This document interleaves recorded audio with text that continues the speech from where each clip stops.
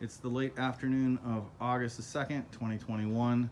This afternoon turned out to be a log splitting day. We're renting a log splitter for 24 hours. Picked it up at about 2 o'clock this afternoon. It looks like we split about half the logs, half the oak on our rail car, and about 1/4 of our wood pile. So in the back, on this back, I have 2 loads of wood, 2 pickup truck loads heaped, and I had another 2 pickup loads right here. And it looks like I've gotten through about 1 pickup truck load and a half. So with 1 pickup truck load of oak and 4 of eucalyptus, looks like I've done about 1.5 out of 5. I think that we will be out of wood, a place to put wood, tomorrow morning by 11 o'clock. So what we have on the right here is some of the older wood. You can see there's the new line is somewhere right around in here, and everything on this side is what we split today. So I think that pile is about, I don't know, maybe 4 feet tall. So 4 feet tall and about, I don't know, 8.5 or 9 feet. The total length of the piece of wood right here is 24 feet. That's 2 12s. So I have a piece of tarp between this wood and the eucalyptus, this wood being oak. The material that we got, apparently one of the trees that they cut down was significantly infected with some kind of beetle.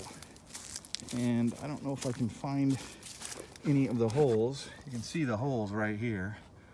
But there are a number of pieces of wood. Should have been a little more prepared. But you can actually see, yep, I'm not gonna find it. You can see the holes that are right here. And then these are this is the wood that they've already eaten. But it's pretty wicked. So I don't want this part of the tree, this wood, infecting the rest of this material here. So if they merely jump out of one piece of wood and onto another, there's at least some plastic between this wood and this. So I expect to burn all of this year, and I can see that the wood over here has the same issue. We got this from a family member, and here's a perfect example. It's significantly infested as well. So we'll need to get this wood burned this year. Once we're out of room, I plan on using rail cars.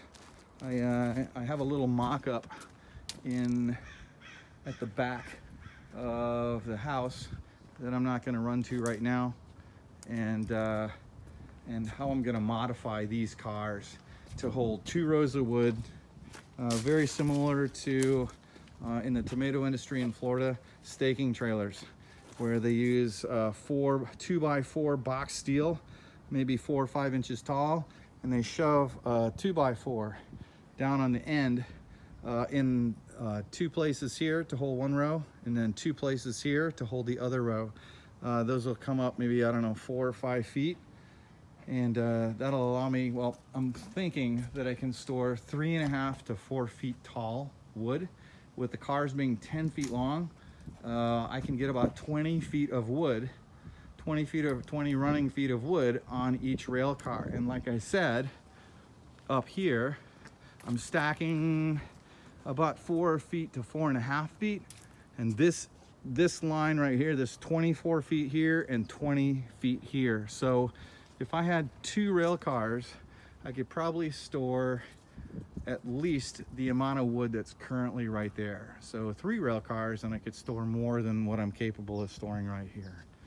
That is the goal. And I can roll it out into the sun and let the wood dry. And when everything is seasoned, I'll tarp it off and store it back behind the workshop. That's it for today.